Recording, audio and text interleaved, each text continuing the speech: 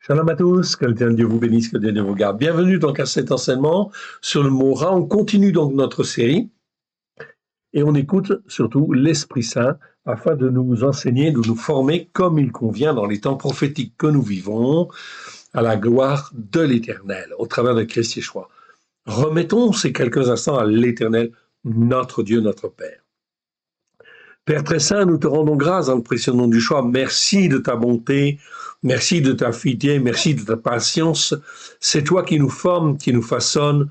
Tu nous as rachetés au prix du sang précieux de ton Fils bien-aimé, afin que nous puissions être à toi, que nous puissions te servir, te glorifier, toi le seul vrai Dieu, et faire les œuvres que toi tu as préparées d'avance dans ces temps prophétiques que nous vivons. Merci Seigneur, car tu nous as choisis pour te servir, te glorifier. Oui, Seigneur, à la gloire de ton saint nom. Parle, Seigneur, ton serviteur, ta servante, écoute. Amen. Allons donc dans notre passage des Écritures. Nous sommes en fait ici Corinthiens, non pas Corinthiens, Chroniques, pardon, 1 Chroniques, chapitre 2. Je m'étais trompé la fois dernière en terminant la vidéo précédente. Nous sommes dans 1 Chroniques, chapitre 2, verset 3, où il est parlé ici, en fait, de généalogie. On parle du fils de Yehuda, de Onan, Shelah, ces trois, lui naquirent de la fille de Shua, la cananéenne. Premier-né de Yehuda, faisait ce qui est mal aux yeux de l'Éternel, qui le fit mourir. Donc on voit bien en fin de compte ici qui faisait ce qui est mal. Je reviendrai dessus tout à l'heure. On va revoir comme à l'habitude en fait ici notre définition que nous avons remodelée complètement en fait ici, ok, afin effectivement d'être plus pertinent sur certaines choses. Ok, donc il y a beaucoup de choses que nous avons dit et répété X fois, donc on va laisser un petit peu de côté ce que nous avons dit et on va continuer, on va avancer. Ok, donc on va avancer pour aller un petit peu plus loin encore. Donc le mot Ra, en fait ici, vous le voyez, c'est Resh Aïn. Ok, je vous encourage encore à apprendre en fait les lettres hébraïques afin effectivement de pouvoir mieux suivre l'étymologie en fin de compte des mots. C'est très très très très très important. L'étymologie, c'est l'analyse en fait du mot, comment il a été construit, comment il a été élaboré par l'Esprit Saint, de manière en fait à donner tel ou tel message. C'est donc extrêmement important de travailler sur l'étymologie parce que ça nous permet de voir si ce qu'on nous a dit est juste ou pas tout à fait juste, etc. On s'est aperçu effectivement déjà au travers de beaucoup de mots, effectivement que la traduction n'est pas toujours pertinente en fait ici. Les traductions françaises que nous avons ne sont pas suffisamment pertinentes. Pardon, excusez-moi.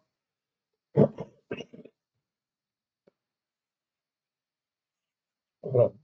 Ne sont pas suffisamment pertinentes. Donc, on a beaucoup travaillé sur l'étymologie des mots et en fait, on va donc bientôt éditer, certainement au mois de janvier. Vous aurez donc en fait la Torah, en fait ici, à la lumière des choix, et vous aurez aussi le Milon Katsar, en fait ici, qui va être édité évidemment, avec en même temps que le nouveau calendrier de l'année prochaine.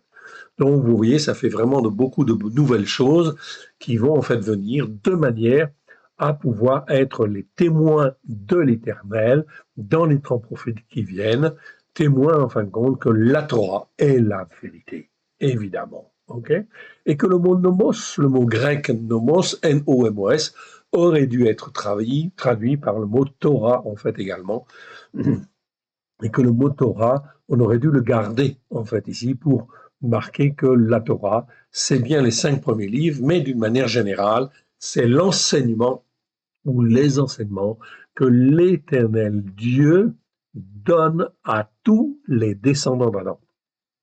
Je dis bien à tous les descendants d'Adam. Donc aux Juifs premièrement, mais aussi aux nations, évidemment. Donc la Torah est extrêmement importante, fondamentale, car c'est la seule qui nous permet d'apprendre à avoir un jugement juste devant l'Éternel, à distinguer ce qui est bien et ce qui est mal.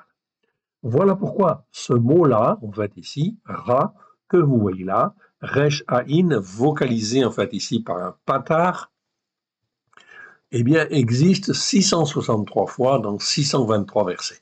C'est un adjectif.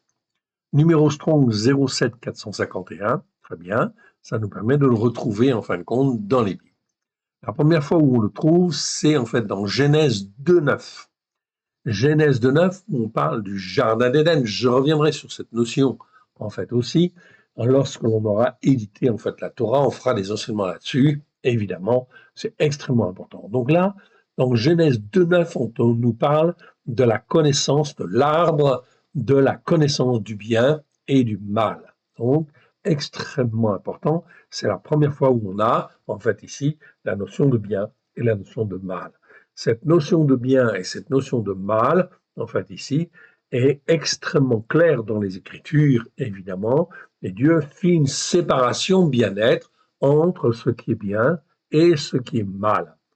Aujourd'hui, avec toute l'évolution qu'il y a eu, en fait ici, on ne voit plus très bien la distinction entre ce qui est bien et ce qui est mal dans beaucoup de choses. Voilà pourquoi c'est extrêmement important de revenir à une référence, et la seule référence que nous avons, qui est immuable, certaine et véritable, c'est bien sûr la Torah. La Torah est la vérité. Psaume 119, verset 142. Voir aussi le passage, en fait, Ésaïe 45, versets 7 à 12. Nous l'avons vu, je ne reviens pas dans le détail dessus, mais je reviendrai quand même sur un verset. Donc le mot, en fin de compte, ici, Ra, Resh, Aïn, vous le voyez, ça veut dire dans les dictionnaires mal, mauvais, ce qui est mal, ce qui est mauvais, ce qui est légué, grave. En fait, ici. Selon les racines hébraïques de la foi, c'est ça qui nous intéresse, en fait, ici. Selon les racines hébraïques anciennes, la racine Rechaïn est l'emblème de tout ce qui est terrestre, opaque et mauvais. Ok. C'est donc important de bien retenir ça. Rechaïn, au départ d'un mot, ça, en fait, ici, nous parle toujours de ce qui est terrestre, opaque ou mauvais, par opposition à tout ce qui est spirituel, évidemment. Et donc, quand je dis spirituel, ça veut dire, en fin de compte, qui nous permet de nous attacher à l'éternel au travers de Christ Yeshua, afin d'être un avec le Père et un avec le Fils. Oui. Donc tout le reste, tout ce qui nous empêche d'être un avec le Père et le Fils, eh bien, c'est mal devant Dieu. Ou c'est terrestre, c'est-à-dire ça, ça n'élève pas, en fin de compte, vers les cieux, en fait, ici. Donc si ça n'élève pas vers les cieux, c'est pas bon, en fait, ici. Donc, on va voir un certain nombre de mots par rapport à ça. Nous avons vu notamment le mot réa, en fait, ici. Donc ça, je l'ai rajouté. On l'avait vu déjà dans certaines définitions. Et réa, en fait, ici, vous voyez, c'est resh aïn. C'est toujours la même racine. Ici, resh aïn, ici, resh aïn. Seulement, la vocalisation ici est différente. J'ai un tséré et un patar, en fait, ici. Ou quelquefois, on arrive, en fin de compte, à avoir cette, en fait, ici, écriture Resh Yod Aïn. Je ne reviens pas dessus, en fait, ici, dans le détail. On le verra quand on utilisera le mot prochain. Le mot, en fait, ici, veut dire prochain, oui, généralement. Ou l'autre, en fait, ici. Ce mot-là existe 188 fois dans 100, en fait, ici, 73 fois. C'est un nom masculin, en fait, ici. Numéro Strong 07 453, en fait, ici. La première fois dans Genèse 11, 3. Le mot, en fait, est traduit dans la version seconde 69 fois par le mot prochain, en fait, en français. Ou, en fait, autre, c'est l'autre, en fait, ici, 44 fois. 41 fois par ami, ce qui n'est pas forcément tout à fait juste, en fait, ici. Compagnon, 3 fois. Camarade, 2 fois. Homme, 2 fois. Voisin, 1 fois. Parent, 1 fois. Adversaire, 1 fois. Donc, dans la version seconde. Quand on voit, en fin de compte, ici, qu'un mot a, en fin de compte, des significations très différentes, en fait, ici, Bon, on peut se poser des questions. Est-ce que c'est juste? Est-ce que c'est pas juste? En général, on s'aperçoit que ce n'est pas bon. Il faut revenir à la racine, en fait, ici, proprement dite. OK? Donc, comme je vois en fin de compte ici, Resh Aïn, OK? La racine hébraïque nous dit, en fait, ici, c'est soit terrestre, c'est ce qui est terrestre, opaque ou mauvais. Donc, un prochain, c'est pas forcément mauvais. OK? C'est pas forcément, en fait, opaque non plus, mais ça reste terrestre. C'est quelqu'un qui est, en fin de compte, proche de nous ou qui est sur notre route. C'est l'autre, en fait, ici, quelque part. Donc, on peut le traduire par prochain, on est d'accord. Mais en réalité, ça reste terrestre. C'est une dénomination terrestre, en fait, ici. OK? C'est celui que je vois qui est sur ma route. Voilà pourquoi l'Éternel dit, en fait, ici, dans Lévitique 19, 19, 18, tu aimeras ton prochain comme, en fait, toi-même, je suis l'Éternel. Donc, pourquoi l'Éternel dit, en fin de compte, ici, tu aimeras ton prochain? Ah, mais la question se pose, et si le prochain, c'est un terroriste, ou si le prochain, c'est un méchant? Alors, ça pose effectivement des problèmes en apparence, mais en réalité, ça ne pose pas de problème. Non pas pour nous dire, c'est non pas pour nous dire, en fait, ici, OK, dire que ton prochain est comme toi, en fait, ici. Non. OK. Ton prochain, il est, en fin de compte, au départ, tu ne le connais pas, donc, en fait, ici, c'est une notion terrestre, en fait, ici. Tu ne sais pas s'il est opaque, tu ne sais pas s'il est mauvais, en fait, ici. Donc, en fait, ici, ce que l'Éternel Dieu dit ici, tu aimeras ton prochain comme toi-même. Cela veut dire que celui que tu ne connais pas, en fait, ici, qui est l'autre, eh bien, tu dois l'aimer. Tu dois, en fin de compte, témoigner, en fait, ici, pour lui montrer, en fait, ici, les valeurs, en fait, ici, de l'Écriture et ce que le Seigneur est en train de faire avec toi. Non pas pour dire que ton prochain est comme toi, mais pour dire que ton prochain n'est pas comme toi. Il n'est pas comme toi et qu'il doit, par ton témoignage, devenir comme toi, un serviteur de Elohim, s'il est possible. Donc, ici, quand le Seigneur dit tu aimeras ton prochain comme toi-même, c'est dans le but, effectivement, que la parole de Dieu puisse être lumière dans ton cœur et dans ta vie et puisse, en fait, ici, inonder, en fait, de la lumière du Seigneur, justement, en fait, le voisin, le proche, l'autre, en fait, ici, le prochain. Oui, bien sûr. Le mot grec, en fait, ici, en fait, c'est plésion. Plésion que l'on traduit par prochain, oui, c'est toujours traduit par prochain. Il a le même sens qu'en hébreu, c'est en fait l'autre en réalité. Donc le sens vraiment en fin de compte ici de ce mot, réa, c'est l'autre en fait ici. Ok. Donc l'autre, il peut être uniquement terrestre. En fait, d'abord, il est terrestre. Ensuite, eh bien, il peut être opaque. Ensuite, il peut être mauvais. En fait, ici, tu dois apprendre à discerner, en fait, ici. Donc, à juger. La tradition juive dit le prochain, c'est l'autre juif, en fait, ici. Donc, c'est restrictif, en fait, aussi, quelque part. Et c'est pas juste d'après la Torah, les prophètes et les psaumes. Non, on ne peut pas dire que ce soit juste, en fait, ici. Car l'autre, c'est bien l'autre au sens général du terme. La tradition chrétienne dit que le prochain, c'est l'autre, même s'il est un méchant, même s'il est un terroriste, etc. Donc là, c'est pas bon non plus, le jugement n'est pas bon. Or, nous comprenons que le prochain au départ est un inconnu, oui, très bien, ok, un inconnu, mais ensuite le prochain peut se révéler être, en fait quoi, un guerre, c'est-à-dire un étranger qui accepte en fait ici d'écouter et de mettre en pratique, ok, ou tout au moins d'écouter, c'est donc un guerre, ou un étranger idolâtre, mais rare, ou en fait un étranger hostile, zour, ok. En conséquence, ok, la Torah en fin de compte nous apprend à discerner et à avoir un jugement juste. Car dans les Écritures, on dit bien que le guerre, celui qui est un étranger, qui accepte d'écouter, okay, et qui pratique ou qui essaie de mettre en pratique, celui-là, tu l'invites au Shabbat, tu l'invites aux fêtes de l'Éternel, Oui, il est le bienvenu, car potentiellement, il est un serviteur de l'Éternel. Oui, possible.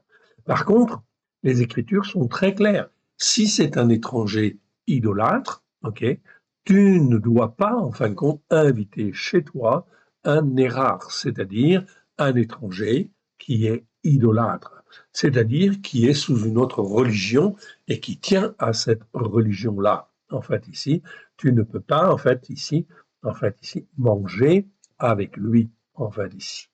Donc, l'écriture est très claire, la Torah est très claire. Par contre, si c'est un étranger hostile, un zour, en fait, ici, l'écriture est très, très claire. Dans ces cas-là, tu fuis, en fait, ici, l'étranger hostile, et l'étranger hostile, tu dois le chasser, en fait, ici, de ta maison, en fait, ici, le chasser, en fait, ici, même de ton pays, en réalité. Voilà pourquoi toute la notion, en fin de compte, de terroriste, etc., le Hamas, le Hezbollah, l'Iran, les Houthis, etc., sont en fin de compte des formes, en fin de compte, d'étrangers, en fait ici, qui sont des étrangers hostiles, puisque leur but, en fait ici, est de détruire, en fait, Israël. Oui, bien sûr. Donc, on comprend très bien, et l'Éternel Dieu, en ces temps, en fait, ici, que nous vivons, eh bien, permet que Israël combatte le Hamas, le Hezbollah et l'Iran et lui donne la victoire, tout simplement pour montrer aux nations que, en fin de compte, tous les étrangers hostiles, les étrangers qui sont des intégristes, les étrangers qui sont, en fin de compte, des terroristes, tout cela, en fait, ici, doivent être jugés comme étant indésirables et s'ils ont tué, ils doivent être condamnés. Voilà pourquoi on ne peut pas recevoir, en fait, ici, Mahmoud Abbas, quand notre président reçoit Mahmoud Abbas, lui serre la main et lui fait l'accolade, alors que, en fait, ici, il paye un salaire aux familles des terroristes, en fait, ici, non, ça ne va pas. Donc on voit bien qu'on est dans un mauvais jugement d'après la parole de Dieu. C'est toujours, toujours, toujours la Torah, que l'on soit d'accord ou pas d'accord. En conséquence, la Torah nous apprend à discerner et à avoir un jugement juste devant l'Éternel. Nous avions vu un autre mot en fait hébreu, ok, qui en fait ici nous interpelle. C'est le mot roa. Vous voyez encore ici, c'est toujours resh aïn ici, toujours en fait les mêmes lettres en fait ici, ok, sauf que la vocalisation est différente. On a un olam et un patar. Donc ce mot-là, on l'a vu déjà, il n'est pas très courant en fait ici, ok. Il existe 19 fois dans 19 versets en fait ici. Ça vient de Ra qui parle de mal, de ce qui est mauvais. Le mot roi, on l'a étudié dans le détail, en fait ici plus en détail. Le mot roi n'est plus ici un adjectif, mais un nom masculin en hébreu et décrit un état de dégradation morale et spirituelle intense où se mêlent malice, perversité et influence des esprits de Bélial. Donc on est à un niveau, en fin de compte, de ce qui est mal très élevé. Oui, bien sûr. Ok. Donc on le voit très très bien. Donc je voulais en fait ici repréciser en fait ces mots-là, tout simplement parce que ici j'ai en fait un resh-aïn. Ici j'ai un resh-aïn, ok, et ici j'ai un resh-aïn aussi. Donc la racine c'est toujours resh-aïn. Donc ça tourne autour de ce qui est mal, de ce qui est mauvais, ok, ou de ce qui est terrestre en fait ici. Ok. Donc il faut analyser en fait ici ce, en fin de compte, ok, cet objet ou cette personne-là. Oui, bien sûr, ok, c'est extrêmement important. D'où l'intérêt en fait ici de bien analyser ces choses-là. Je voulais en fin de compte préciser que dans les Écritures, ici, ce sont des lettres hébraïques, mais que la vocalisation en fait que nous voyons là, en fait ici, Ra, Réa, et Roa, en fait, pour après, en fait, ici, Roa, cette vocalisation, en fait, ici, n'est pas, en fait, initiale. Elle nous est venue par l'intermédiaire des sages, en fait, chaldéens et des sages, en fin de compte, d'Israël. Oui, bien sûr. Donc, si aujourd'hui, au travers de l'écriture, nous savons discerner, en fait, ici, que là, c'est le mot roi, là, c'est le mot réa, ou là, c'est le mot ra. C'est, en fait, ici, en fait, grâce, en fait, ici, à la sagesse, à l'intelligence des Juifs, en fait, au départ.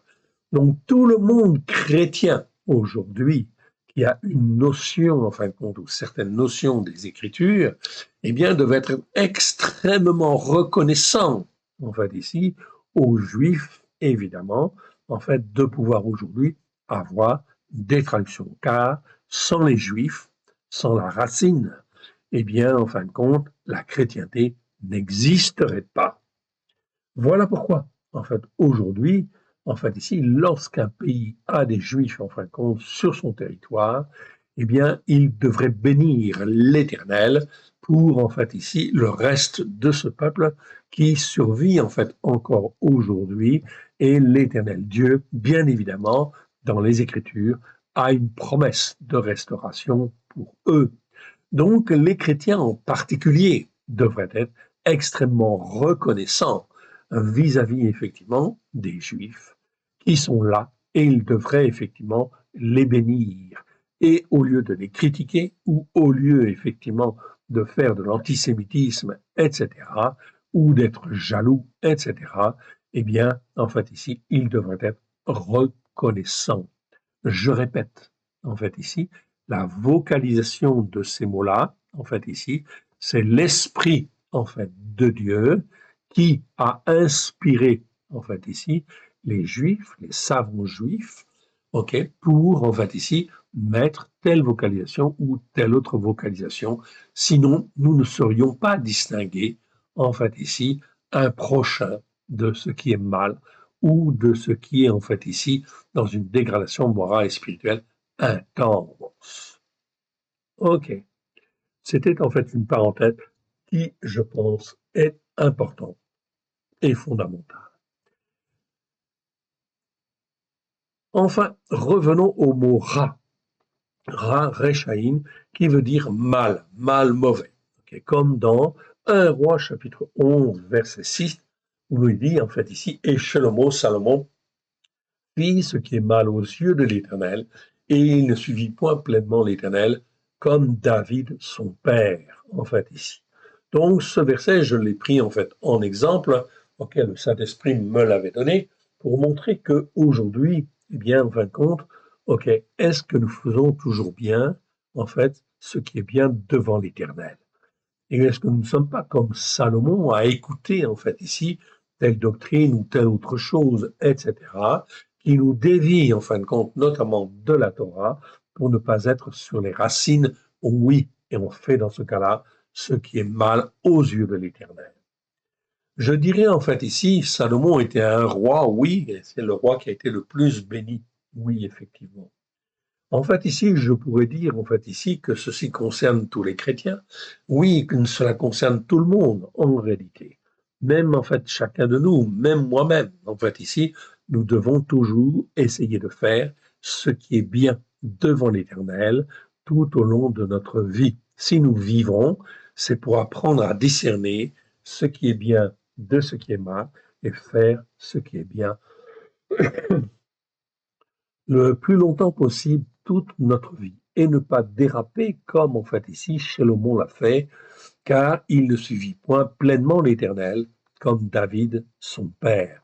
C'est donc extrêmement pour nous, important pour nous. Je dirais c'est important aussi, et je citerai en fait ici, en fait Trump en particulier, car c'est un croyant. Oui, il est croyant, il aurait voulu, en fin de compte, ici, que tous les Américains puissent avoir la Bible. Oui, bien sûr, ça part d'un bon sentiment. Le problème, en fin de compte, ici, c'est que, en fait, ici, la formation qu'il a eue est une formation chrétienne évangélique. Donc, il n'est pas sur la Torah. Donc, la notion de bien et la notion de mal, il ne la voit pas, il ne la comprend pas, en fin de compte, ici, correctement, en fait, ici. Il a une attitude excellente, en fait, ici, vis-à-vis d'Israël. Oui, bien sûr. C'est pour ça que l'Éternel l'a choisi, en fait, ici, parce qu'il a de l'autorité, en fait, ici, et c'est très important. Oui, il faut avoir de l'autorité.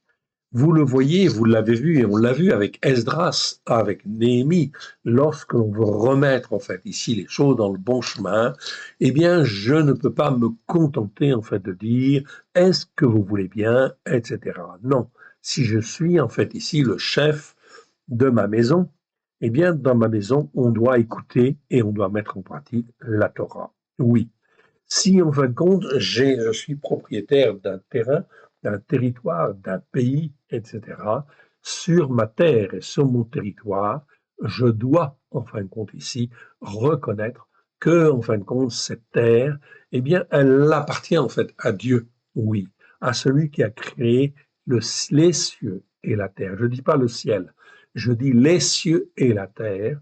Et donc, en fait, en conséquence, la terre de France a été donnée aux Français. Oui, bien sûr. Cela veut dire que les Français, ils doivent décider, en fait, ici, de dire que la loi qui doit être imposée, c'est la loi, en fin de compte, de la Torah. Oui, bien sûr. Ce qui n'a pas été fait, mais qui aurait dû, en fait, être fait.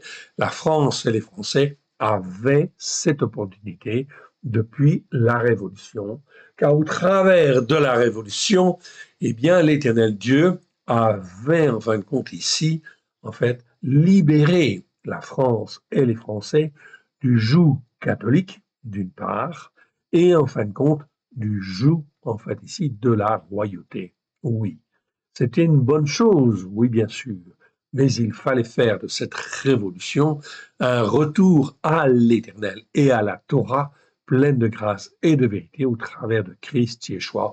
C'était une opportunité merveilleuse. C'est merveilleux ce que l'Éternel Dieu donnait, l'Éternel Dieu a donné à la France et aux Français. Oui, bien sûr.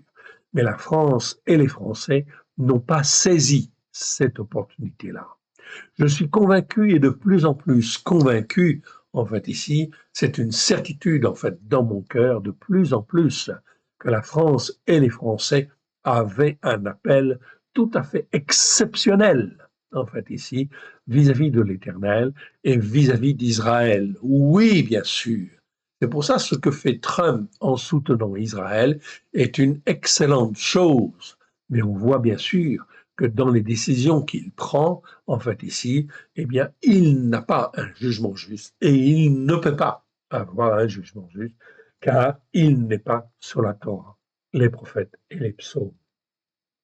On verra bien, en fait ici, comment, en fait ici, cela va évoluer. Cela évoluera, en fin de compte, comme, en fait, l'Éternel le voudra, oui, bien sûr, enfin, le voudra. L'Éternel fera avec ce que les choix des hommes. Ok, on connaît très bien la fin. La fin, en fin de compte, ok, nous la connaissons. Elle est décrite dans l'Apocalypse. Elle est décrite en fait dans Daniel. On voit très bien en fait ici qu'il y aura un antichrist qui va régner sur en fait la France et le monde entier. En fait ici, oui bien sûr. Cet antichrist en grec, il est appelé l'anomos, anomos. Nomos, ça veut dire Torah, et a, en grec, c'est privatif, c'est-à-dire celui qui est contre la Torah. Et oui, l'anomos, l'antéchrist, est quelqu'un qui, en fait, ici, va venir, va régner sur le monde entier, en fait, ici, sur le monde entier, en fait, ici, tout simplement parce que l'Éternel le permet, mais parce que c'est le fruit, en fait, ici, de la volonté, en fait, ici, des nations, et oui, et des peuples, qui n'ont pas voulu ou qui ne veulent pas, en fait, ici, de la Torah, en fait, ici, de notre Dieu. Oui, bien sûr. Alors, ils vont récolter, en fait, ici, ok, l'Antéchrist. L'Antéchrist va, en fin de compte, venir régner. Mais cela veut dire, en fait, aussi que l'Éternel Dieu ne veut pas l'abandonner ou laisser, en fait, ici, tous les croyants qui, au contraire, en fait, ici, veulent, en fait, ici, écouter et mettre en pratique. Chacun de nous, nous avons dans notre domaine, en fait, ici, d'autorité, la capacité de dire oui à l'Éternel ou non, en fait, ici. Nous avons vu aussi Ésaïe 45, 7, oui, plus en détail, où il est dit, où l'Éternel dit, je forme la lumière. ok? Je forme la lumière, ok? Et je crée, en fait, ici, les ténèbres. Créer, je vous ai dit, c'est un verbe, en fait, ici, qui n'existe que pour Dieu. En hébreu, ce n'est que pour Dieu. Bara, ce n'est que pour Dieu. Donc l'Éternel crée les ténèbres. Il crée les ténèbres en fonction de ce que les hommes choisissent de faire. Il forme la lumière. Si les hommes et les femmes reçoivent la lumière du Seigneur, à ce moment-là, en fin de compte, le Seigneur bénit, oui. Mais s'ils n'écoutent pas et ne mettent pas en pratique, l'Éternel crée les ténèbres. C'est-à-dire qu'il va mettre de l'aveuglement, il va mettre en fait ici toutes sortes en fin de compte de choses qui vont faire que le croyant ne va plus croire comme avant, ou il va croire à des choses qui sont erronées, qui sont fausses. Oui, bien sûr. Je donne la prospérité et je crée le mal. Donc là, on n'y a pas d'ambiguïté. Le Seigneur crée, en fait, ici, le mal, ce qui est mal. C'est bien le mot ra que nous avons là. Moi, l'Éternel, je fais toutes ces choses. Voilà pourquoi tous les jours de notre vie, chaque fois qu'on se lève le matin, on doit toujours en fait se lever dans la crainte de l'Éternel, c'est-à-dire la crainte de bien faire et non pas de mal faire. Nous devons être dans cette crainte salutaire qui vise en fait à nous faire poser les bonnes questions. Avec cette 125e vidéo, c'est la 639e fois où l'on trouve le mot rat dans les Écritures. En réalité, nous sommes donc bien avancés, oui, bien sûr. Sur les 600, en fin de compte, ok, 69 fois, ou le 663 fois, où le mot existe, vous voyez, il ne reste plus que 24, en fait, ici, mots, en fait, ici, où, en fait, nous avons encore le mot rat. On a donc presque terminé. On aura vu toute la série. Si cette série, nous nous sommes attachés à le faire dans le détail, c'est pour nous former, et les uns et les autres. Moi-même aussi, en fait ici, de nous former sur ce qui est mal devant l'Éternel. On aura vu tous les versets où le mot mal existe. Cela veut dire, ça veut pas dire qu'on a tout compris, mais ça veut dire, en fait ici, on a en fait ici une très bonne notion, en fin de compte, de ce qui est bien et de ce qui est mal devant le Seigneur. C'est donc extrêmement en fait important et fondamental, oui bien sûr. Car si je n'apprends pas en fait ici ce qui est bien et ce qui est mal, eh bien en fait je peux avoir tous les pouvoirs. Vous regardez en fin de compte Trump. C'est un homme qui a un cœur. Oui, il a un cœur pour Dieu, il a un cœur pour Israël. Oui, c'est très bien. Mais vous voyez manifestement que dans sa manière en fin de compte d'être, il est en fait ici, il fait preuve de beaucoup d'orgueil. Et en fin de compte, il fait comme il veut, en fait, ici. Mais est-ce que c'est selon la volonté de Dieu? Non. Vous le voyez manifestement. Quand on étudie la Torah, en fait, les prophètes et les psaumes, nous voyons bien, en fait, ici, que Trump ne prend pas, en fait, ici, des décisions qui sont conformes à la Torah, aux prophètes et aux psaumes, à la lumière de Yeshua. OK? Je ne vais pas citer tous les exemples, oui, bien sûr, mais ça va de soi, évidemment. En fin de compte, ici, on voit très, très bien, en fin de compte, que Trump, en fait, ici, ne fait pas toujours, en fin de compte, ce qui est bien devant l'Éternel. Oui, bien sûr. Il a des bonnes positions, il a un zèle pour Dieu, ok? Tout ça, c'est très positif.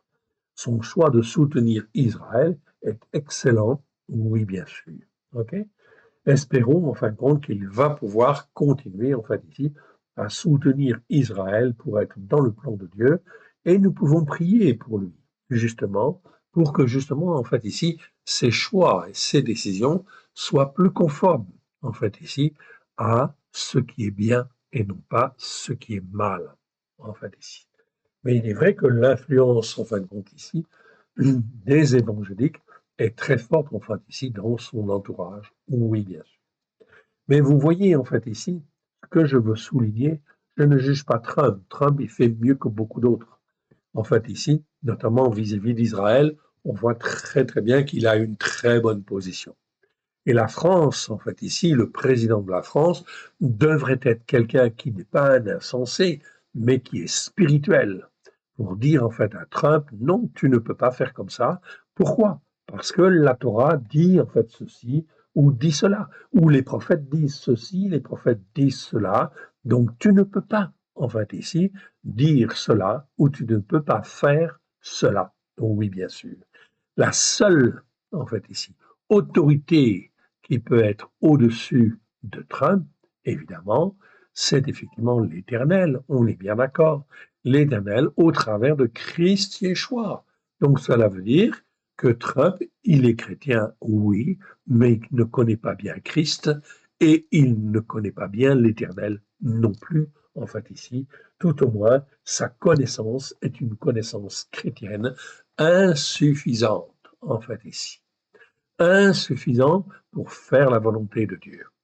Or, nous sommes sur la terre, nous sommes rachetés par le sang de l'agneau. Pourquoi? Pour faire la volonté du Père et porter les fruits que lui, il veut, et non pas les fruits, en fait, que nous voulons. À ce stade, nous pouvons affirmer, au regard des enseignements faits sur le Morah, que tous ceux qui n'écoutent pas les enseignements de la Torah pour les mettre en pratique font ce qui est mal aux yeux de l'Éternel, le Dieu d'Israël, le Dieu d'Abraham, d'Isaac et de Jacob, le Père de notre Seigneur Yeshua. Donc je dis bien l'Éternel, mais ce n'est pas n'importe quel Éternel, c'est toujours en fait le Dieu d'Israël, car il se nomme comme cela dans la Torah, les prophètes et les psaumes, et c'est en fait aussi le Dieu d'Abraham, de Israël et de Jacob. Cela veut dire que l'Éternel Dieu, le Dieu d'Israël, a fait des promesses à Abraham, à Israël et à Jacob. Et il faut aller dans ce sens-là. Ça, c'est faire ce qui est bien devant l'Éternel. Voilà pourquoi quand Yeshua est venu, est-ce que Yeshua, il a fait ce qui est bien ou il a fait ce qui est mal sur la terre? Je ne crois pas que vous puissiez trouver quelque chose, en fait, de mal dans ce que Yeshua, en fait, a fait. Non, c'est impossible. Il est le Fils de Dieu, le Fils de David, et il aimait le Père. Et il voulait toujours, toujours faire ce qui est agréable au Père. Et il le dit lui-même, je suis venu pour accomplir les promesses que l'Éternel a faites à Abraham, à Israël et à Jacob. C'est écrit dans les premiers chapitres de Luc, de Marc, en fait de Matthieu, etc. Donc c'est très important de bien comprendre cela et il faut, si je suis croyant, aller dans ce sens-là. Sinon, je fais ce qui est mal devant Dieu. Donc, s'ils n'écoutent pas et ne mettent pas en pratique les enseignements de la Torah, eh bien, ils ne peuvent absolument pas avoir un jugement juste devant l'Éternel, le Dieu d'Israël, le Dieu d'Abraham, de Isaac et de Jacob. Voilà pourquoi Trump, il ne fait pas, en fin de compte, comme il faut, oui, bien sûr, devant l'Éternel. C'est la référence. Donc, est-ce qu'il va se rendre compte? Je ne sais pas, on va voir. OK. Il va toujours essayer, en fait, de soutenir Israël. Oui. Mais cela veut dire, en fait, aussi qu'il faut combattre le Hamas, qu'il faut combattre le Hezbollah, qu'il faut combattre l'Iran. Parce que cela, en fait, ici, avec la trêve qui a été faite, eh bien, en fin de compte, c'est à quoi il pense. Il pense à se réarmer, en fait, ici, à reprendre, en fait, des armes, à se réorganiser pour attaquer, en fait, ici, Israël. Donc, le travail n'est pas terminé, en fait, ici. Certes, nous sommes sauvés par grâce, par le sang de l'agneau, mais dans le but d'être formés, façonnés à l'image du Père et du Fils. Oui, Yeshua le dit dans Jean 17. Je leur ai donné la gloire que tu m'as donnée, afin que eux soient un comme nous sommes un. Comment on peut être un avec le Père et le Fils si on n'a pas la même loi, la même Torah, les mêmes enseignements dans le cœur et dans notre vie? Voilà pourquoi il faut absolument, en fait, ici, autour de nous, témoigner, dire que la Torah est la vérité, que nomos, ça veut dire Torah, et qu'il faut écouter et qu'il faut mettre en pratique comme l'Éternel Dieu le veut, avec grâce et vérité. Or, pour être façonné et formé, nous avons absolument besoin, en fin de compte, de la Torah, oui, car il est écrit Torah et Met. Et oui. Et il est écrit en fait aussi dans le psaume 19 que la Torah est parfaite, parfaite pour restaurer l'âme. Comment, mon frère, ma sœur, tu peux restaurer ton âme si en fin de compte tu n'écoutes pas et tu ne mets pas en pratique la Torah. Alors, nous sommes la veille du réveillon de Noël. Oui, vous avez encore la possibilité de ne pas faire Noël. Bien évidemment, c'est extrêmement important, car ce n'est pas Noël qui nous sauve. Noël, c'est pas dans la vérité, non, c'est de l'idolâtrie.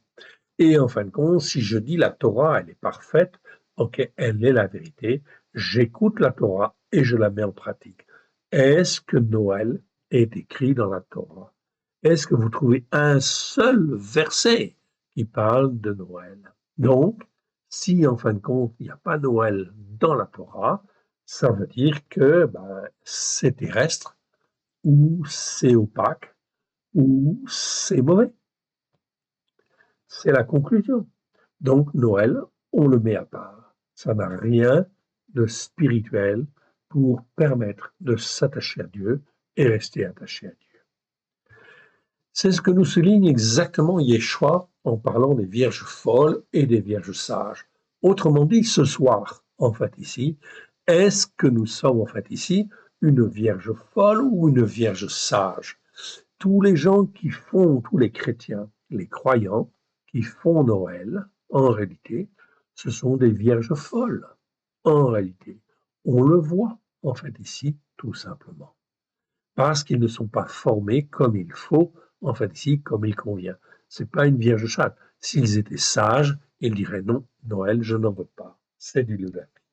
En 2025, l'Éternel, le Dieu d'Israël, le Dieu d'Abraham, d'Israël et de Jacob, le Père de notre Seigneur Yeshua, conformément aux écrits, amène des malheurs. Oui, Ra'a, nous avons vu, qui sont en fait l'épée, la famine, la peste. Oui, vous allez voir de plus en plus, en fin de compte ici, vous avez Brand qui va fermer, etc.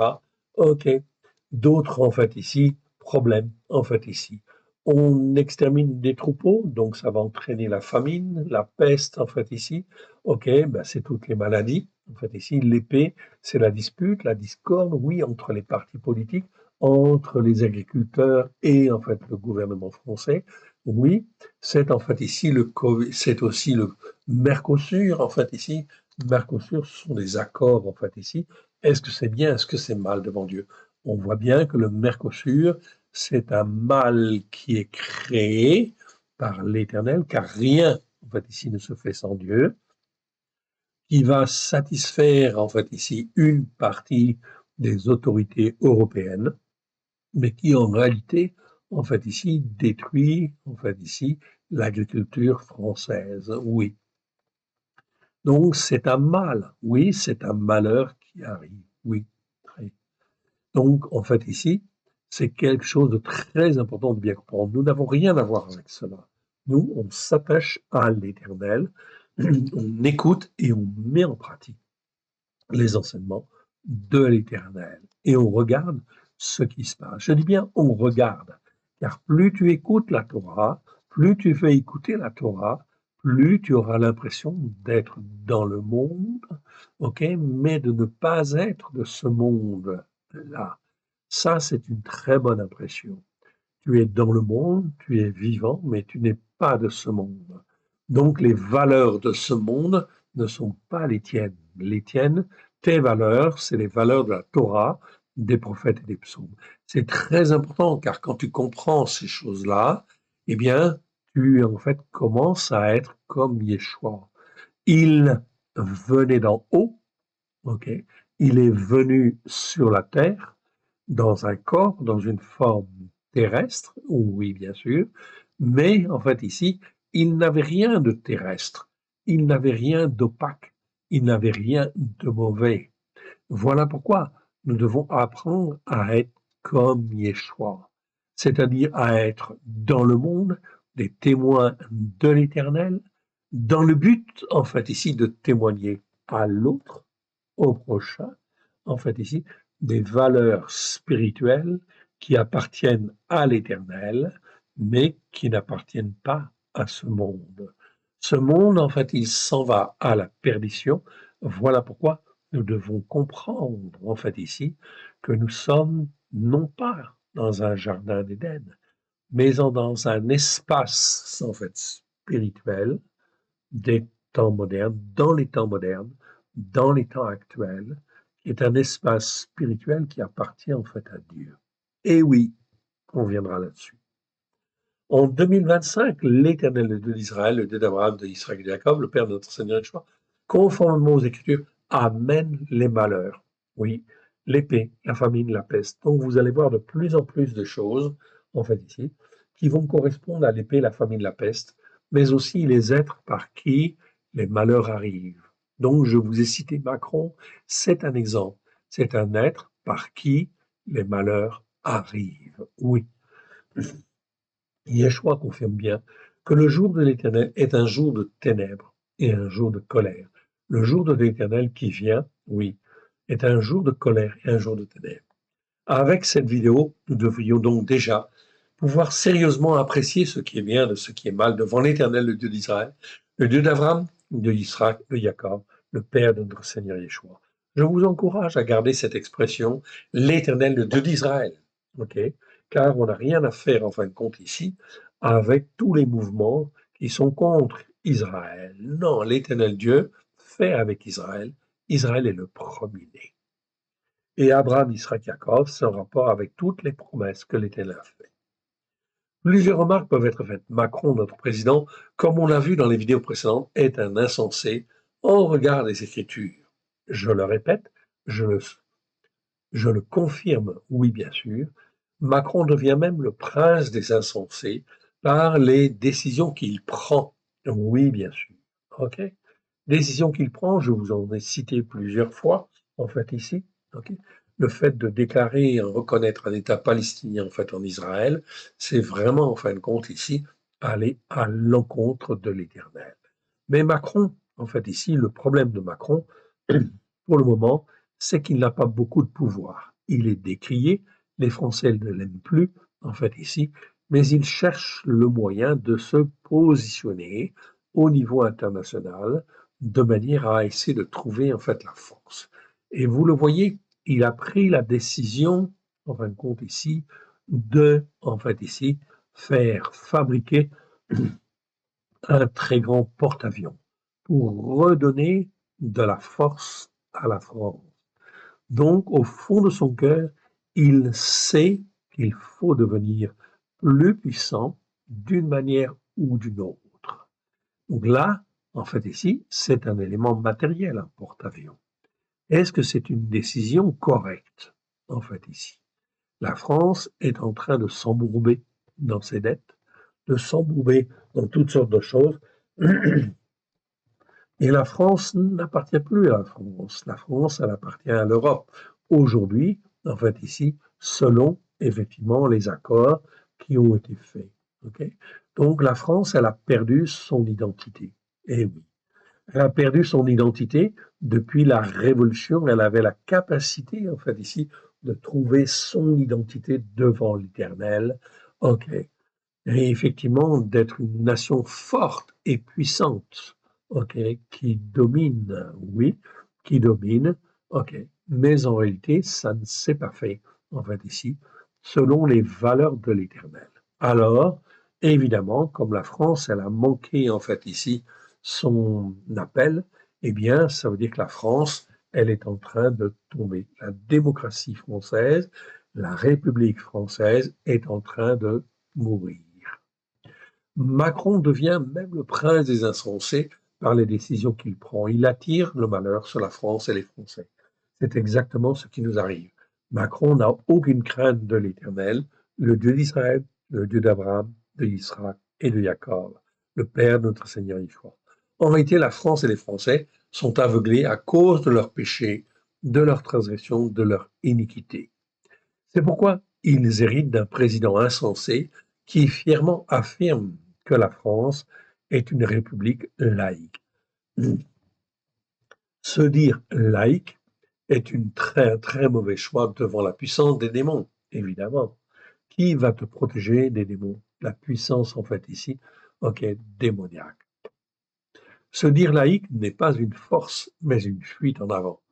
Mais c'est en fait dire à l'Éternel, le Dieu d'Israël, le Dieu d'Abraham, d'Israël et de Jacob, le Père de notre Seigneur Yeshua, nous n'avons pas besoin de toi, tiens-toi à l'écart.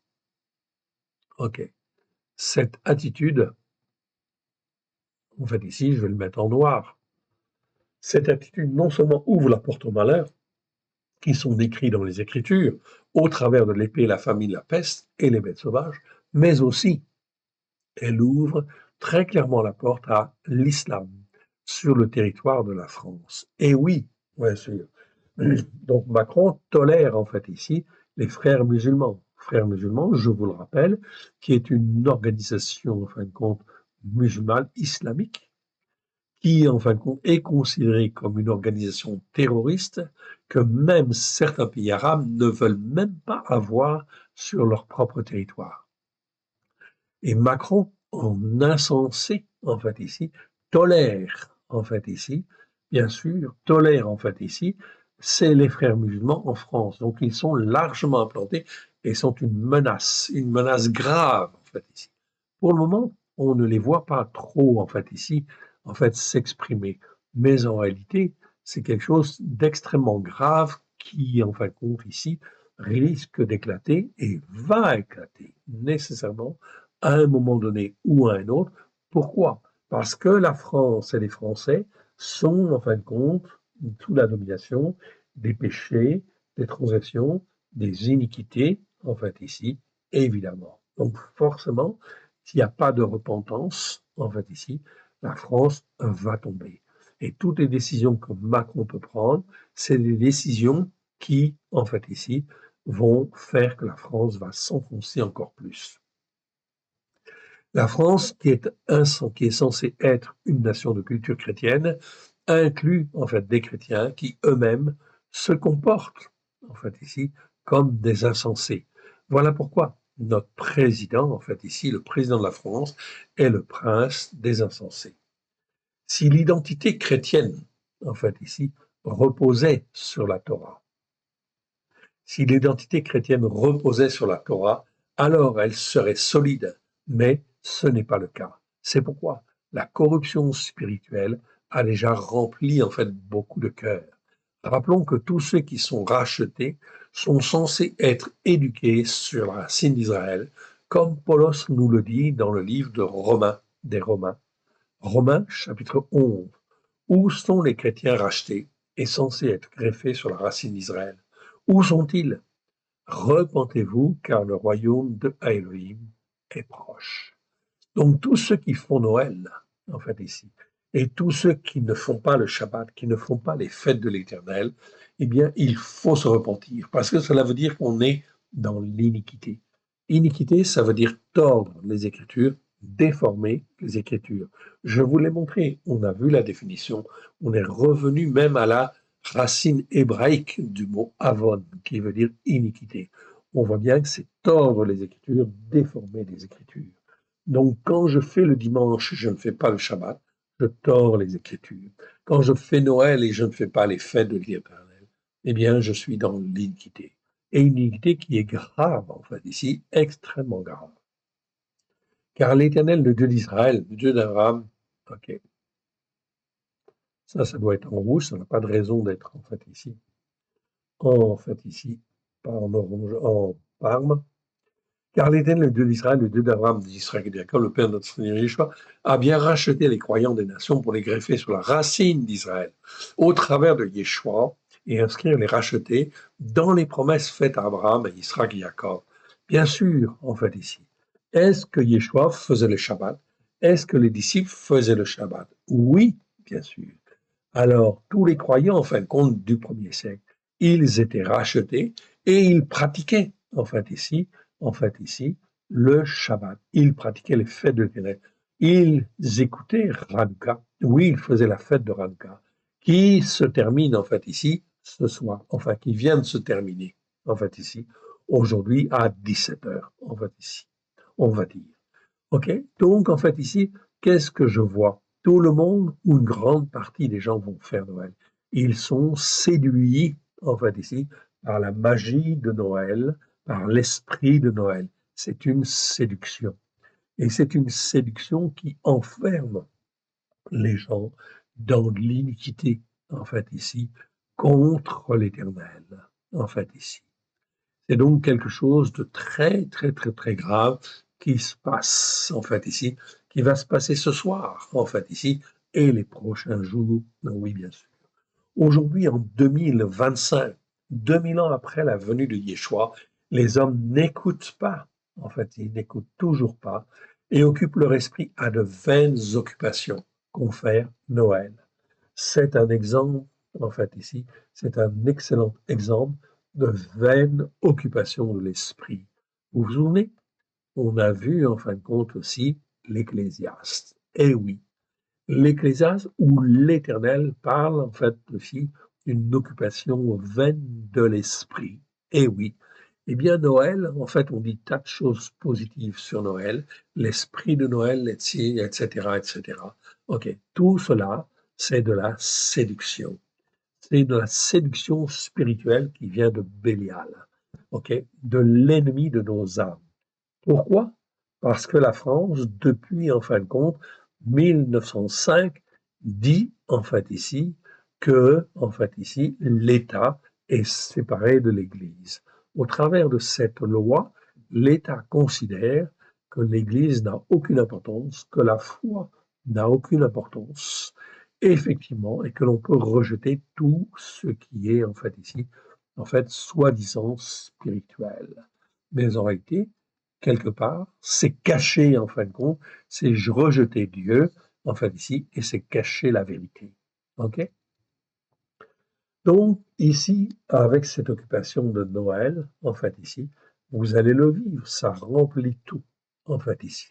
Les pulls de Noël, les lanternes, les ceci, les cela, en fait, on est inondé, en fait, ici, de corruption spirituelle. Ils marchent presque tous comme des insensés. Et ceux qui se disent chrétiens, en fait, ici, sont embarqués, en fait, ici, dans cette séduction. En définitive, ils sont tous condamnés par les Écritures. Ils veulent faire, pas de problème, qu'ils fassent. L'Éternel Dieu le permet. L'Éternel Dieu le permet, en fait, ici. OK, pourquoi? Ils veulent cela? Eh bien, le Seigneur leur donne. C'est écrit maintes fois dans les Écritures, et notamment dans le psaume 149. 149 dit bien le jugement qui est écrit, en fait, ici, la condamnation qui est écrite. Et elle est écrite, nous le voyons, en fait, ici, dans Daniel, dans l'Apocalypse. Le monde, nos sociétés, et notamment nos sociétés occidentales, et principalement l'Europe, en fait, ici, est condamnée. Oui. Et condamnée pourquoi, en fait, ici? Tout simplement parce qu'elle n'a pas accompli la volonté de Dieu. On ne peut pas rejeter Dieu et on ne peut pas rejeter le Christ. Christ a tout accompli il y a 2000 ans, en fait, ici. Et aujourd'hui, en 2025, 2000 ans, en fait, après, on rejette toutes les valeurs de Christ. Bien sûr, elles n'étaient pas forcément bien comprises, mais il fallait revenir aux sources, revenir à la Torah, pleine de grâce et de vérité. Ce qui aurait dû, en fait, se faire. Oui, bien sûr, et que certains saisiront peut-être l'occasion de revenir, en fait, ici, aux racines. Car l'Éternel Dieu ne veut même pas la mort des méchants. Donc, tous ceux qui font Noël, en fait, l'Éternel Dieu, en fait, ici, les appelle à la repentance. Et s'ils veulent se repentir, ils peuvent revenir. Quel est le Dieu qui peut exprimer une telle bonté, une telle miséricorde? OK? On le rejette, on l'insulte, en fait, ici, et en fin de compte, il accorde encore sa grâce à tous ceux qui se repentent, qui peuvent se repentir. Encore faut-il qu'ils se repentent. Pour ceux qui veulent écouter, dans les temps prophétiques que nous vivons, rappelons les paroles, en fait, de la nouvelle alliance mentionnées. Enfin, dans les premiers chapitres de Matthieu, de lui et de Luc, ces paroles affirment que Yeshua est le roi des Juifs. Oui, il faut le dire. Donc, nous devons, nous qui sommes sur les racines hébraïques de la foi, nous devons le dire. Pardon.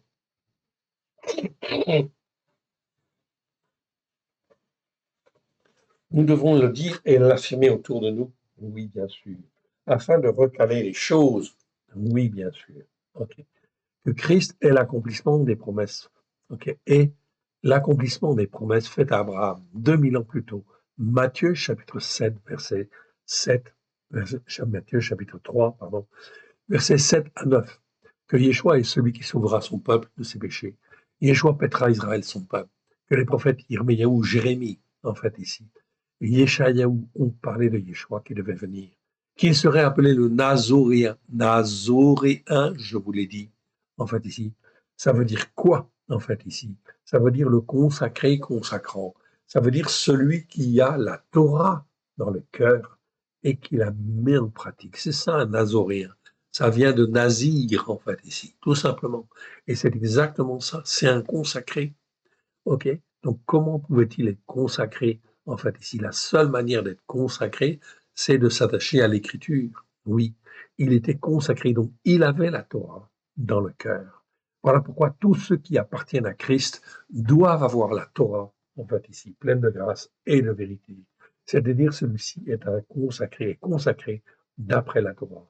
Que l'Éternel déclare que Yeshua, celui-ci est mon fils bien-aimé. Donc, si nous voulons être bien-aimés de l'Éternel, pareil, nous devons avoir la Torah dans nos cœurs et dans nos vies, avec grâce et vérité, en qui j'ai mis toute mon affection, ok, et que Yeshua naîtra d'une vierge, comme annoncé en fait par les prophètes. Il sera appelé fils du Très-Haut, que l'Éternel lui donnera le trône de David, son père, et qu'il régnera sur Jacob. Okay. Que l'Éternel, l'Élohim d'Israël, a racheté son peuple et a suscité un puissant sauveur dans la maison de David. On avait donc déjà vu, en fin de compte, cela. Oui, bien sûr. OK. OK. Donc Macron, il résiste en fait ici à l'Éternel. Oui, bien sûr. OK. Donc, on continue. Verset 20, en fait, ici, de Ésaïe. Ésaïe chapitre 5, verset 20. Malheur à ceux qui appellent le mal bien et le bien mal, qui changent les ténèbres en lumière et la lumière en ténèbres, qui changent l'amertume en douceur et la douceur en amertume. Le Mercosur, c'est exactement ça. On appelle bien, en fait, en réalité, ce qui est mal. Oui, pourquoi? Parce que ça détruit les hommes, ça détruit les agricultures, donc ça détruit l'agriculture française, mais aussi les autres au niveau européen. Oui, ok. Comment en fait ici croyez-vous en fait que l'Éternel Dieu juge? On exige en fin de compte des normes en fait ici pour que les agriculteurs fassent en fait ici une bonne viande, de la nourriture en fin de compte ici, ok, des cultures en fin de compte qui sont selon effectivement certaines normes. Et puis là, en fin de compte, on fait un accord au Mercosur où on balaye en fait ici toutes ces mesures, comme si en fait on disait, eh bien, on vous a imposé ça pendant 20 ans, pendant 30 ans, pendant 40 ans, mais ça ne sert à rien en fait ici. Donc, en fait ici, vous allez mourir parce que, en fait ici, eh bien, nous faisons un accord commercial. Nous nous approvisionnons ailleurs avec une nourriture mauvaise, mais le fléau en fait est là. Il est latent. Oui, bien sûr. Malheur à ceux qui sont sages à leurs yeux et qui se croient intelligents, dit l'Éternel. Voilà pourquoi Macron est aussi le prince des insensés. Il se croit intelligent. Mais il n'est pas le seul qui se comporte comme un insensé parmi les chefs de ce monde. Cependant, nous avons les Français. Nous, les Français, le privilège d'avoir l'un des plus insensés parmi les insensés. Et oui. Pourquoi? Tout simplement parce que la France avait un rôle particulier à jouer. En fait, si depuis la Révolution, de revenir en fin de compte à la Torah de l'Éternel. Et oui, et la France s'est laissée guider, s'est laissée entraîner. Et les pasteurs, en fait, ici, les pasteurs, les prêtres, etc., eh bien, n'ont pas enseigné la vérité. Oui, bien sûr, le mensonge, en fait, ici, était là, dans leur bouche. Et les croyants ont suivi ce que disaient leurs pasteurs, leurs prêtres. Les Écritures sont très claires. L'Éternel rajoute dans, en fait, ici, Proverbe 1, 26 à 28. Moi aussi, je rirai quand vous serez dans le malheur. Je me moquerai quand la terreur vous saisira. Et quand la terreur vous saisira comme une tempête, et que le malheur vous enveloppera comme un tourbillon, quand la détresse et l'angoisse fondront sur vous, alors ils m'appelleront et je ne répondrai pas. Ils me chercheront et ils ne me trouveront pas, parce qu'ils ont haï la connaissance et qu'ils n'ont pas choisi la crainte de l'Éternel. La démocratie française, représentée par une république laïque, est en train de mourir. Je suis désolé, mais c'est exactement ça. L'Éternel aime la France et les Français. Ok. plus qu'une autre nation parce qu'elle avait été choisie. Mais il faut que les Français reviennent à leur identité, en fait ici, chrétienne. Mais quand je dis chrétienne, pas la chrétienté catholique ou protestante ou évangélique, non. La chrétienté, en fait ici, qui est sur la Torah, hein, bien sûr. Sur la Torah, les prophètes et les psaumes, comme en fait ici, Christ, en fait, au début, c'est un christianisme juif, essentiellement juif, en fait ici, donc qui est posé sur la Torah, les prophètes et les psaumes. Donc il faut que les Français, ou tout au moins un maximum de Français, puissent revenir afin d'avoir un espoir. Pas l'espoir de tout rétablir, non, mais l'espoir d'être sauvé, en fait ici, que l'Éternel crée un espace de vie, en fait ici, bien évidemment, en fait ici, sur la terre. Pourquoi? Parce que le mot grec démocratie, en fait ici, ça veut dire quoi, démocratie? Démocratie, ça veut dire le pouvoir au peuple. Okay. Avant, le pouvoir, il était au roi. Okay. Donc, si le roi faisait ce qui est bien devant Dieu, c'est bon. Et si le roi ne faisait pas ce qui est bien devant Dieu, ce qui était le cas. C'est pour ça que la Révolution, l'Éternel Dieu l'a permis.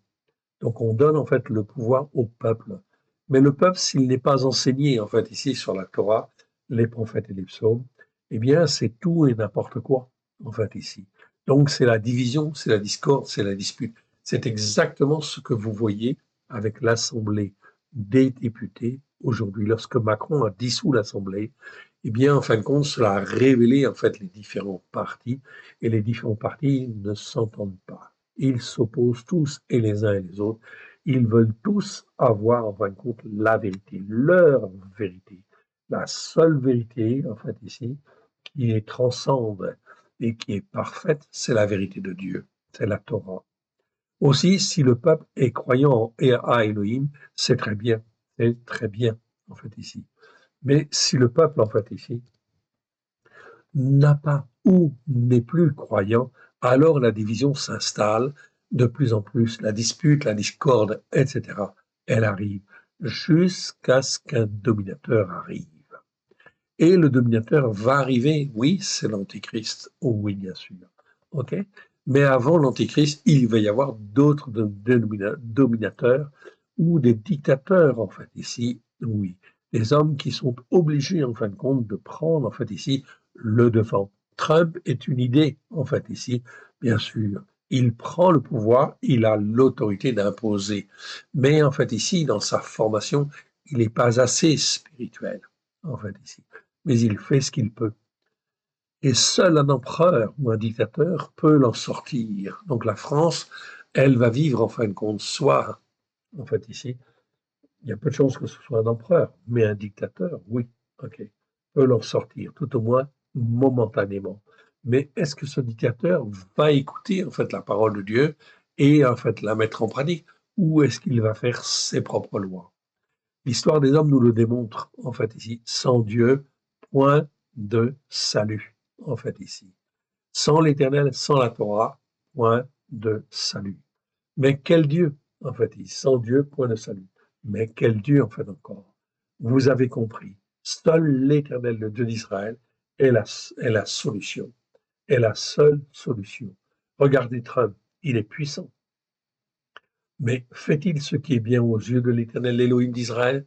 On voit très clairement qu'il soutient Israël. Et c'est très bien aux yeux de l'Éternel, le Dieu d'Abraham, de Isaac et de Jacob, le Père de notre Seigneur Yeshua. Mais Trump, s'il se dit chrétien, chrétien évangélique, on voit manifestement qu'il n'a pas un jugement juste dans la manière de traiter les problèmes. Ce n'est pas conforme au jugement juste de l'Éternel, qui sont effectivement que donnent les Écritures, dans la Torah, les prophètes et les psaumes, à la lumière des choix. Il est écrit, tous les jugements de l'Éternel sont vérité, et ces jugements sont justes, en fait, ils sont tous justes, autant pour moi, j'ai oublié tous, sont tous justes. Les jugements de l'Éternel sont tous justes. Ok. En quoi voit-on que les jugements de Trump sont justes? La conséquence de cela, c'est que va-t-il se passer après Trump? À votre avis? Autrement dit, le plan de paix de Trump au Moyen-Orient est voué à l'échec. D'autant plus que le temple de Jérusalem doit être reconstruit. La mosquée et le dôme, en fait ici, du rocher, doivent disparaître, ce qui annonce inévitablement des tensions extrêmes entre l'islam intégriste. Donc vous voyez que le problème avec l'islam intégriste n'est pas terminé dans ce combat prophétique à venir. Où sont les chrétiens greffés sur la racine d'Israël? Nous ne pouvons que constater qu'en dehors de son soutien indéfectible à Israël, Trump fait ce qui est mal devant l'éternel Dieu d'Israël. Il marche tout seul et fait ce qu'il veut sans s'appuyer sur la Torah, les prophètes, les promesses que l'Éternel a faites à Abraham, à Isaac et à Jacob. La conséquence inévitable, donc si effectivement Trump suit les promesses que l'Éternel Dieu a fait à Abraham, Isaac et Jacob, c'est très bien, en fait, ici. Mais est-ce que ça va être le cas, en fait, ici, ou tout au moins pas pour longtemps, en fait, ici, pendant son mandat? La conséquence inévitable à court terme est que nous ne pouvons que constater que l'avenir très proche va s'envenimer de façon extrêmement importante. Le Hamas ne veut pas désarmer, le Hezbollah, en fait, ici, non plus, l'Iran menace. Qui soutiendra Israël après Trump? Où sont la France et les Français? Certes, Israël doit retrouver son Dieu, le Dieu d'Abraham, d'Isaac et de Jacob, mais c'est en fait l'Église qui devait lui montrer le chemin. Ok. Mais elle fait lamentablement. C'est l'Église qui devait lui montrer, fait lamentablement défaut. Honte à l'Église qui a manqué à tous ses devoirs. Le temple de Jérusalem doit être reconstruit, car l'Antichrist, l'Anomos, le Centaure, doit venir le profaner et se proclamer lui-même roi du monde. Nous avons la grâce et le privilège de vivre ces temps prophétiques, mais c'est pour témoigner que Torah émet et que nomos en grec, en fait ici, égale la Torah en hébreu. Non seulement, en fait ici, pour les croyants des nations, mais aussi pour les croyants juifs qui doivent qui doivent et être rachetés et regreffés sur la racine d'Israël. Repentez-vous car le royaume de Elohim est proche. Enfin, depuis la Révolution, les Français ont erré à droite et à gauche au gré du vent politique qui soufflait en fin de compte sur eux, au gré des partis politiques qui se sont comportés comme des insensés. Aucun d'eux ne cherche et ne persévère à retrouver l'Éternel, l'Élohim d'Israël, le Père de notre Seigneur, Christ Yeshua. Donc toute la classe politique est condamnée. Ils invoquent la loi de 1905 qui sépare l'Église de l'État. Mais Dieu ne se plie pas aux lois des hommes. C'est bien plutôt les hommes qui doivent se plier aux lois de Dieu. Tout politique, tous les politiques sont des insensés. Autant pour moi, j'ai pas eu le temps de relire, hein. Sont des insensés. Ils croient qu'ils peuvent tenir l'Éternel, l'Élohim d'Israël. Okay? Ils peuvent tenir l'Éternel à l'écart. Ce n'est là qu'une attitude orgueilleuse, en fait ici, et insensée, et eux, en fait ici. L'Éternel, l'Élohim d'Israël, n'a-t-il pas créé les cieux et la terre? Ils vont tous dans le mur. Donc tous les politiques que nous avons, en fait, conduisent la France et les Français dans le mur. Faute de repentance. La France et les Français ont péché devant l'Éternel, l'Élohim d'Israël. La France et les Français est une nation condamnée plus qu'aucune autre nation. La France, et les Français est la première des nations parmi les nations du monde qui aurait dû proclamer Torah Emet, et qui veut dire ta Torah est la vérité. Elle devait aussi affirmer que le mot nomos, en fait, veut dire Torah, dans, en fait, l'Alliance nouvelle, à l'encontre des catholiques, des protestants, des évangéliques et de toutes les autres dénominations dites chrétiennes qui ont annoncé le mensonge, en fait, ici, au travers de la théologie du remplacement. Donc, le mensonge au travers de la théologie du remplacement. La condamnation est écrite, notamment dans le psaume 149. La France et les Français auraient dû saisir l'épée de l'esprit qui est la parole de Dieu. La France avait été choisie pour montrer l'exemple aux autres nations. L'Éternel, l'Élohim d'Israël, nous le voyons manifestement, est en train de restaurer Israël. Et la France et les Français ne sont pas là. pour soutenir Israël. C'est ça le grand défaut, en fait, ici, de l'histoire. Quoi qu'il en soit, Israël restera toujours le premier-né devant l'Éternel, l'Élohim d'Israël. Dans 7 ans de la fin, la France et les Français qui ont à se repentir et à choisir d'être avec l'Éternel, l'Élohim d'Israël, ou d'être contre l'Éternel, l'Élohim d'Israël. Voilà donc en fait ici ce commentaire que j'ai donc revu en fait ici. On a pris un peu de temps en fait ici pour le revoir. Je crois que c'est très important car les choses que nous allons entendre dans les prochaines fois est aussi en fait ici extrêmement important et fondamental. Alors je reviens quand même à mon texte en fait ici. On va quand même faire quelques versets en fait ici car j'ai des choses en fait à vous montrer. Oui, bien sûr. Ok. Donc mon texte ne s'est pas réduit encore. Voilà, c'est bon, il s'est réduit. Je reviens donc en fait ici à 1 Chronique. 1 Chronique chapitre 2, verset en fait ici 3. Et je vais relire à partir du verset 1. Voici les fils d'Israël, Réhouven, Shiméon, Lévi, Yehuda, Yissachar, Zavouloun, Dan, Yosef, Binyamin, Naphtali, et Gad et Asher, les fils de Yehuda, Onan et Shelah, ces trois lui naquirent de la fille de Shua, la cananéenne. Donc vous voyez, Judas, en fin de compte ici, s'était écarté de la Torah, des prophètes et des psaumes.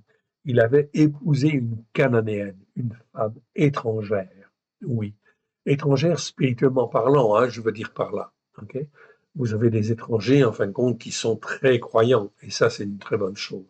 Quand on dit en fait ici la cananéenne, c'est pour dire en fin de compte que c'était une femme qui était en fin de compte, ok, qui était en fait là pour entraîner Yehuda dans une mauvaise voie. Ainsi, ses enfants en fin de compte vont faire ce qui est mal. Premier-né de Yehuda faisait ce qui est mal aux yeux de l'Éternel, qui le fit mourir. L'Éternel l'a fait mourir. Okay? Il faisait ce qui est mal. Je retrouve là le mot rat que nous étudions en fait ici. Et je vais m'arrêter en fait ici sur une petite remarque particulière. En fait ici. Le mot en fait ici, vous voyez en fait ici, c'est les mêmes lettres que la racine ra. Ra, c'est resh aïn. Mais le prénom, le nom en fin de compte de du premier-né, en fait ici, eh bien c'est la racine inversée. Ce n'est pas resh aïn, c'est aïn resh. C'est un clin d'œil, en fait, ici. Il fait tout le contraire, en fait, ici. Le fils premier-né de Yehuda, en fait, ici, fait tout le contraire de ce qu'il devrait faire. Okay? La racine hébraïque qui exprime ici notamment la passion en général, une ardeur interne, véhémente, appétente, un entraînement irrésistible, une fureur, un désordre, un feu excitateur. Donc la racine Aïn Resh veut dire tout cela, ou encore un aveuglement, une privation de lumière ou d'intelligence, tant au propre qu'au figuré. Un manque absolu, un dénouement sous tous les rapports possibles, une nudité, une stérilité physique ou morale, dans un sens restreint, la peau nue, la terre aride, et sans verdure, un désert. Donc il ne peut rien sortir de tout simplement parce qu'il fait tout le contraire. Les lettres sont inversées de ce qu'il devrait faire. C'est un clin d'œil de l'esprit, en fait, ici, qui, en fin de compte, ici, donne le nom de au premier-né, en fait, des Yehuda. Pourquoi? Parce qu'il faisait tout ce qui est mal devant l'Éternel. Il est dans le sens inverse. Aujourd'hui, en fin de compte, la France et les Français, conduits en fait par Macron, est tout à fait dans le sens inverse de ce que la France et les Français devraient faire. Voilà pourquoi le jugement sur la France, en fait ici, est extrêmement grave si la France et les Français ne se repentent pas dans les jours, les semaines et les mois qui viennent. Ok? Le premier-né de Yehuda, faisait ce qui est mal aux yeux de l'Éternel, qui le fit mourir. OK. Donc, est-ce à dire que la France, en fin de compte, va mourir? Eh bien, si elle continue, en fin de compte, dans, en fait, ici, le désordre spirituel dans lequel elle est, eh bien, en fin de compte, la France ne risque pas, effectivement, de survivre très longtemps, évidemment, parce qu'elle fait ce qui est mal aux yeux de l'Éternel. Tamar, la belle-fille de Yehuda, l'Éternel Dieu veut toujours sauver, en fait, ici. Toujours. Donc, la belle-fille, en fin de compte, de Yehuda, celle qui avait épousé Er, en fait, ici, eh bien, en fin de compte, était une femme généreuse, une femme zélée pour Dieu. Eh bien, en fin de compte, elle va attendre, en fait, ici, que, en fait, ici, Yehuda lui donne Onan, puis lui donne Sheila, en fait, ici. Mais, en fait, elle n'aura jamais, en fait, ici, de descendance par l'intermédiaire des fils. Alors, elle va utiliser un artifice particulier. Elle va se faire passer pour une prostituée et, en fin de compte, elle va coucher, en fait, ici. Enfin, plutôt, Yehuda va coucher comme il va aller voir là, la prostituée, soi-disant ce qu'il croit être une prostituée, et il va aller voir sa belle-fille, en fait, ici, Tamar. Il va coucher, en fait, ici, avec elle, en fait, ici. Mais Tamar, en fait, ici, veut une descendance pour accomplir la volonté de l'Éternel, car elle sent dans le cœur, en fin de compte, de l'Éternel, que l'Éternel Dieu ne veut pas, en fait, ici, abandonner Juda et la descendance de Juda, évidemment. Car dans la descendance de Juda, il y a David et il y a aussi le Machiar à venir, le Messie à venir. Alors, en fin de compte, Tamar va être enceinte de Yehuda. Et en fait, elle aura deux fils, Péretz et Zéra.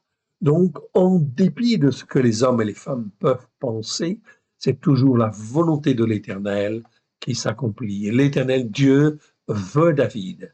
Et l'Éternel Dieu veut Yeshua, en fait, ici.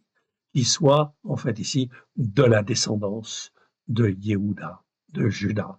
Donc, il va utiliser ici une femme particulière, exceptionnelle, qui comprend le cœur de Dieu, en fait, ici. Et ça, c'est extraordinaire, en fait, ici. On va continuer, en fait, ici, mais je ne vais pas aller beaucoup plus loin, en fait, aujourd'hui, car, en fait, ici, je voudrais terminer sur cette femme extraordinaire qui était Tamar, qui comprenait, en fait, ici, le cœur de Dieu, en fait, ici. Et oui. Qui comprenait, en fait, ici, le cœur, en fin de compte, de Dieu. Je copie.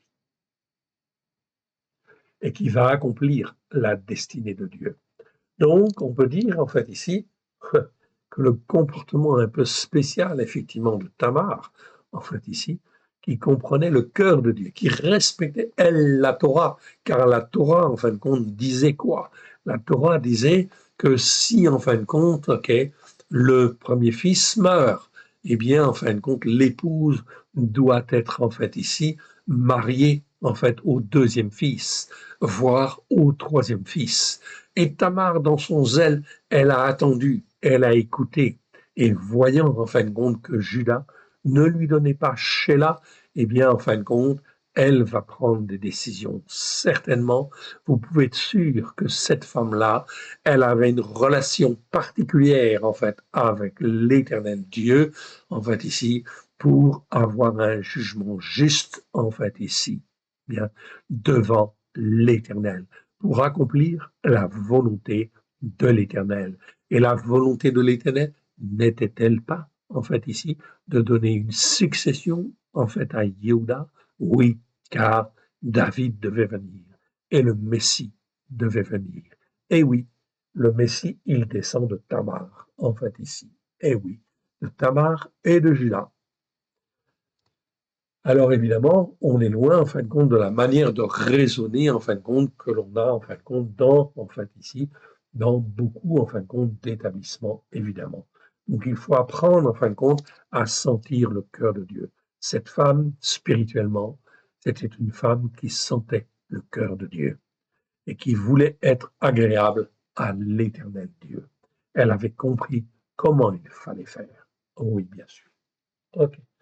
On arrive en fin de compte dans 1 Chronique 4, verset 10, et je vais m'arrêter là pour aujourd'hui. 1 Chronique, chapitre 4, verset 10. Yabetz invoqua l'Éternel et invoqua l'Éloé Israël. En fait, ici, on reviendra et on fera des commentaires sur ce passage, en fait, ici, la prochaine fois. Remettons à l'Éternel Dieu ce que nous avons reçu. Père très saint, nous te remercions pour tout ce que tu nous as donné aujourd'hui. Que ce qui n'est pas de toi dans le nom d'Yeshua s'en aille dans les lieux arides. Que ce qui est de toi soit loin de grâce et de vérité au travers de Christ, Yeshua, ton Fils bien-aimé, et nous apprenne à avoir un meilleur jugement juste à la gloire de ton saint nom. À avoir un jugement juste, nous apprendre que nous puissions apprendre à distinguer ce qui est bien, ce qui est mal devant toi, à la gloire de ton saint nom. Merci Seigneur, que ton nom soit béni, honoré lui toujours et partout. Nos cœurs sont là. Plante ta parole, Seigneur, que ta parole puisse être plantée dans chacun de nos cœurs, puisse y produire des racines profondes en chacun de nous et puisse s'élever afin de nous former, de nous façonner, que nous puissions discerner ce qui est bien de ce qui est mal devant toi, afin de te glorifier, toi, le seul vrai Dieu et celui que tu as envoyé. Aide-nous, Seigneur, à te faire plaisir, car sans toi, nous ne pouvons rien faire. Que l'Éternel Dieu vous bénisse, que l'Éternel Dieu vous garde dans le précieux nom de Yeshua, son Fils bien-aimé. Et même encore aujourd'hui, à cette heure-là, vous pouvez encore décider de ne pas faire Noël et de ne pas faire de cadeaux et de dire non, c'est Hanouka que nous faisons et c'est la Torah que nous écoutons. Et Noël est une fête idolâtre qui ne vient pas de la Torah des prophètes et des psaumes. Que l'Éternel Dieu vous bénisse, vous garde, vous fortifie dans ce que vous avez à dire à la gloire de l'Éternel. Mais c'est toujours un combat. Ok, ne vous faites pas d'illusions. En fait, ici, lorsqu'Esdras et Néhémie revenaient, ils ont dû combattre et se battre d'une manière ferme contre l'idolâtrie, contre tout ce qui est mal. Mais il faut le faire dans le précieux nom de Yeshua. Que l'Éternel Dieu vous bénisse, vous garde, vous donne intelligence et sagesse dans le précieux nom de Yeshua pour faire les bons choix. Amen. Que Dieu vous garde. Shalom à tous. Amen.